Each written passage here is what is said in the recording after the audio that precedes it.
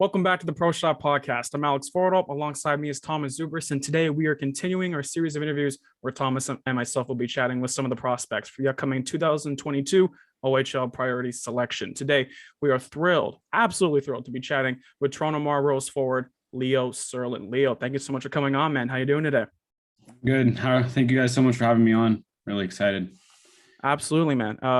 And I know, of course, as we're talking now, your season in the GTHL just ended. Speaking a bit on that, how are you feeling about the season you just had, with it being your draft year, of course, and everything? I think we had a pretty successful season. I think we went in kind of as underdogs. Power rankings had us at 10.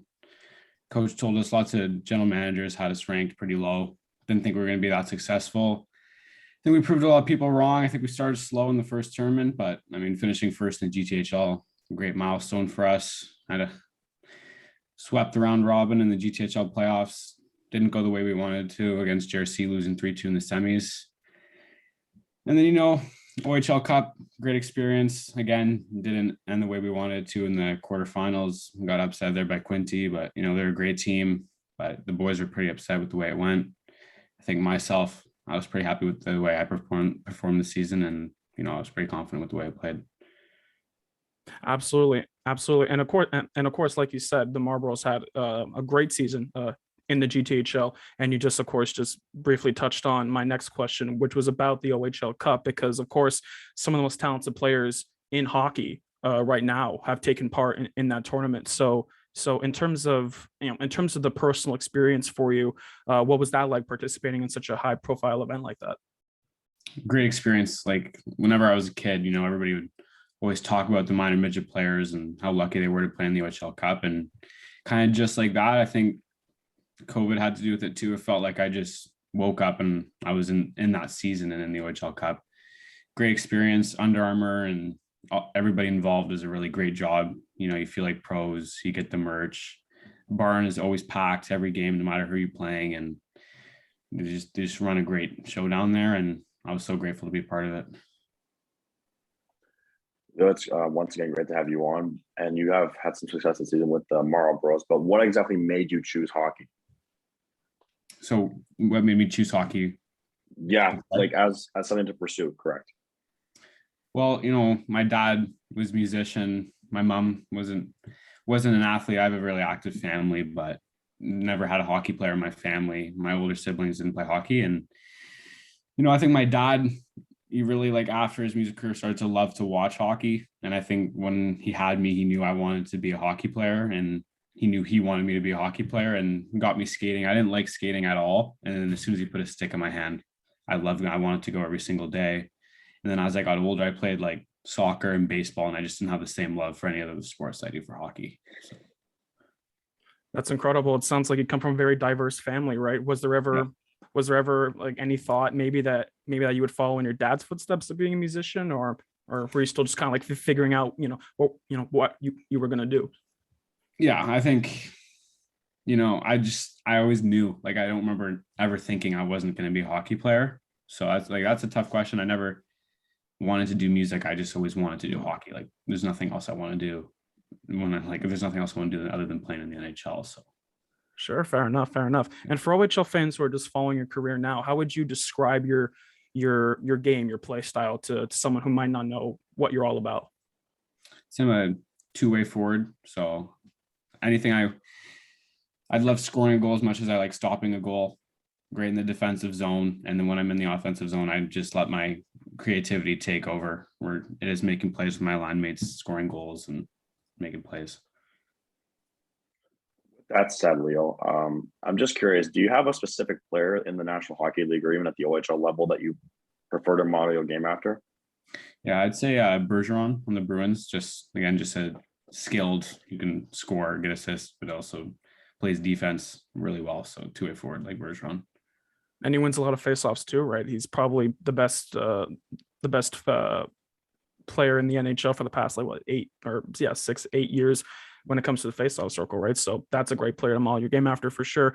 And look at the positives of your game. What would you say is your best attribute or your best skill trait? I'd say versatility. I think, like kind of touching on it again, penalty killing, blocking shots, and then also in the offensive zone.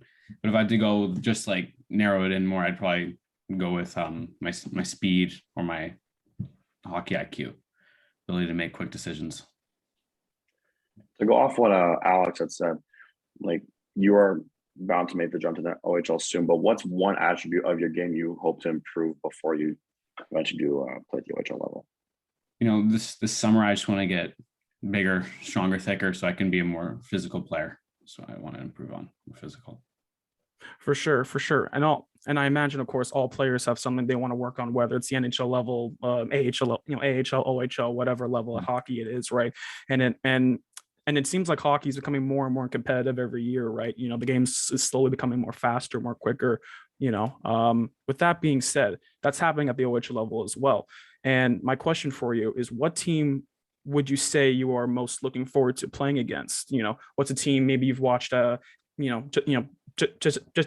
Just as a fan of hockey that you're looking forward to playing against once you head up to the OHL. Probably London Knights, just playing at Budweiser Arena, and it's always packed. And I've been like, there was always like minor hockey tournaments in London, so I've watched the most games in London, and it's always packed. It kind of just feels more like you're at an NHL game than some other teams. So I think I'd be really excited to play in London. Great city as well. I've heard. To counter that question, but which OHL player out of all the ones in the league would you want to have as a teammate from what you're seeing in the Ontario Hockey League this season? Probably go with Shane Wright. Just he's a phenom, exceptional status, and looks like he's a great captain at Kingston. And I don't know anybody that wouldn't want to play with Shane Wright. He looks like a great teammate.